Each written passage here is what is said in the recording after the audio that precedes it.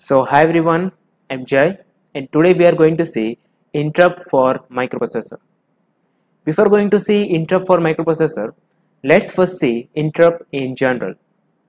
Suppose you had a very hectic day at college because of all those boring lectures and you decided to take a break. So when you reach home, you decided to play your favorite game. After you just started to play a game, after let's say 10 minutes, you are receiving a call. Now this call is from your friend. You know that your friend is totally free. And you know that if you pick up this call, he's gonna waste your half an hour.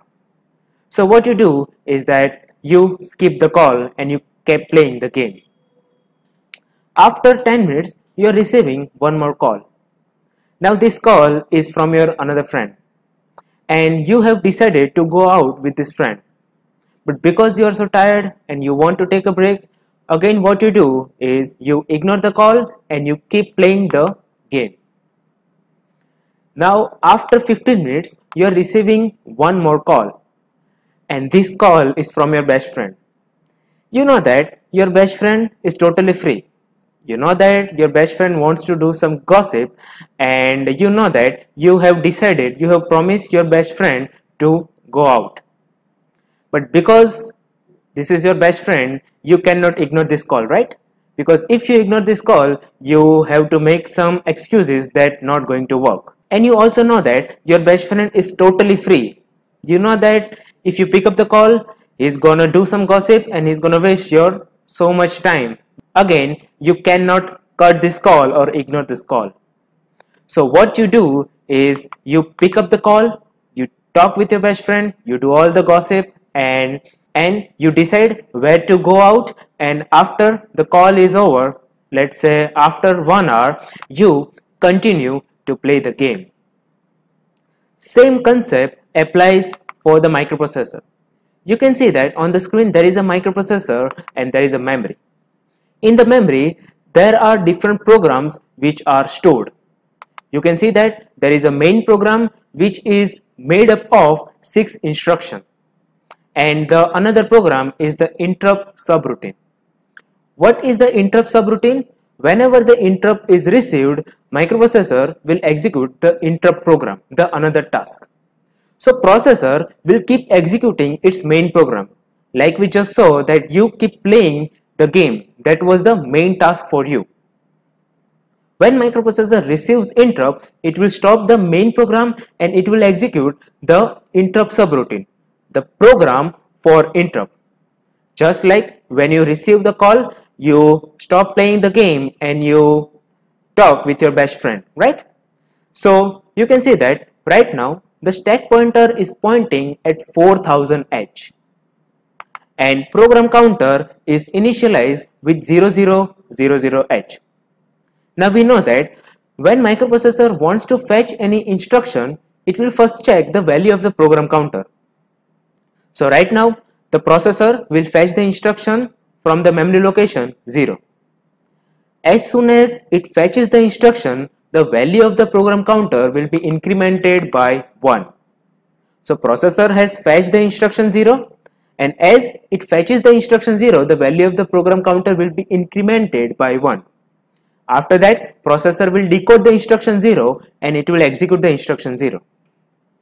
After decode and execution of the instruction 0 is done, the processor will fetch the next instruction. Now to fetch the next instruction, the processor will see the value of the program counter. Now the value of the program counter is 1, so processor will fetch the instruction from the memory location 1. Now processor will fetch the instruction from memory location 1. As soon as processor fetches the instruction from the memory location 1, the value of the program counter will be incremented by 1. So processor has fetched the instruction 1, but the value of the program counter has incremented. So in the program counter, it is 0002H. Now processor, it has fetched the instruction 1, it will decode the instruction 1 and it will execute. As fetch, decode and execute of instruction 1 is done, the processor will fetch the next instruction, and to fetch the next instruction, it will see the program counter. It will take the reference of the program counter. Again, now the program counter is pointing at memory location 2. So processor will fetch the instruction from the memory location 2. As soon as it fetches the instruction, the value of the program counter will be incremented by 1 and it will become 3. Now processor, that it has just fetched the instruction 2, it will decode the instruction and it will execute the instruction 2. So right now the value of the program counter is 3. So processor will fetch the instruction from the memory location 3. As soon as microprocessor fetches the instruction from the memory location 3, the value of the program counter will be incremented by 1. So right now the value of the program counter is 4 and processor has just fetched the instruction 3. After that, processor will decode and it will execute.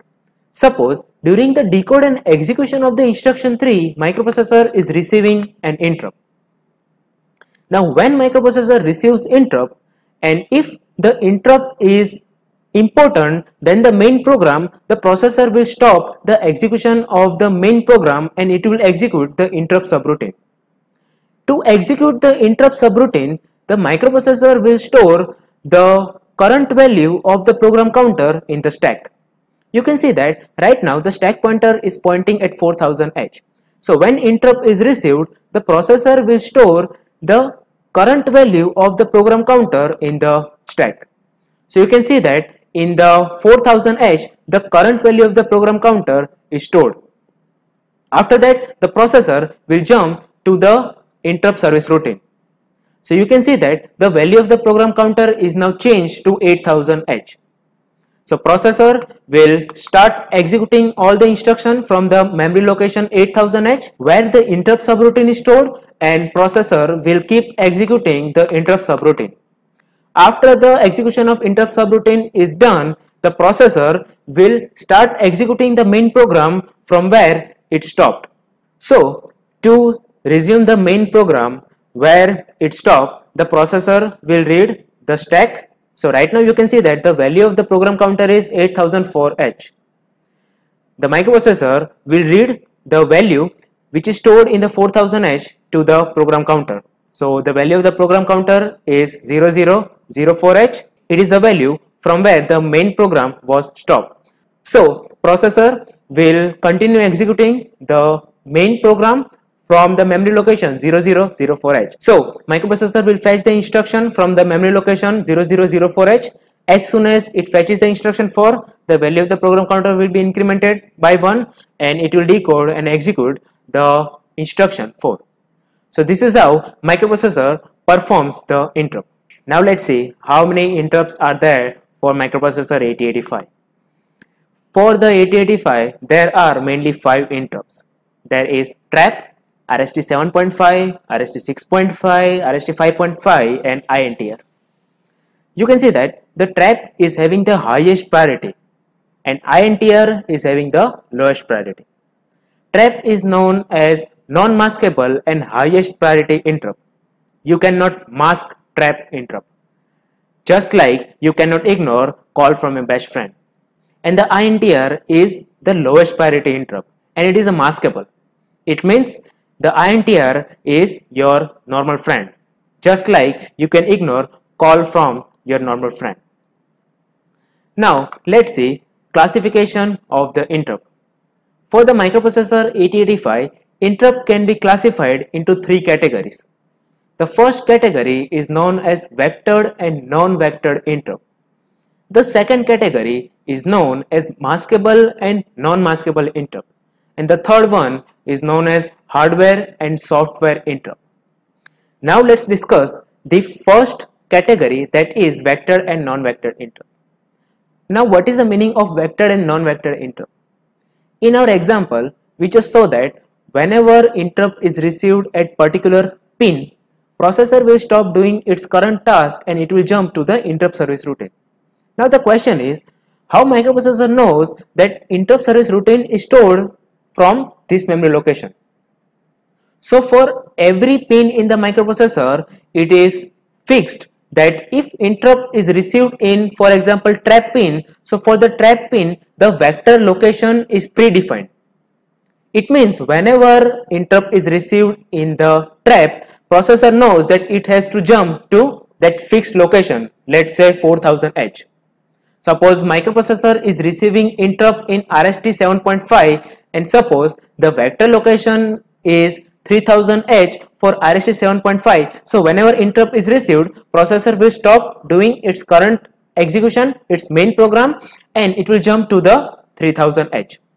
So for each and every interrupt, the vector location is predefined. So processor knows whenever interrupt received at that particular pin, the processor knows that to which location it has to make jump.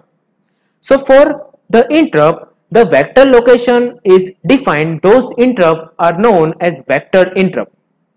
And for those interrupt, vector location is not defined. Processor does not know that to which location it has to make jump. Those interrupts are known as non-vector interrupt. So you can see that for 5 available interrupt, trap, RST 7.5, RST 6.5 and RST 5.5, these interrupts are vector interrupt. It means the vector location for these 4 interrupts are predefined. And the INTR is non-vector interrupt. For INTR, if interrupt is received at the INTR pin, processor does not know that to which location it has to make jump. The second category is maskable and non-maskable interrupt. Now what is the meaning of maskable and non-maskable? Suppose if processor is doing its main program and the priority of the main program is very high.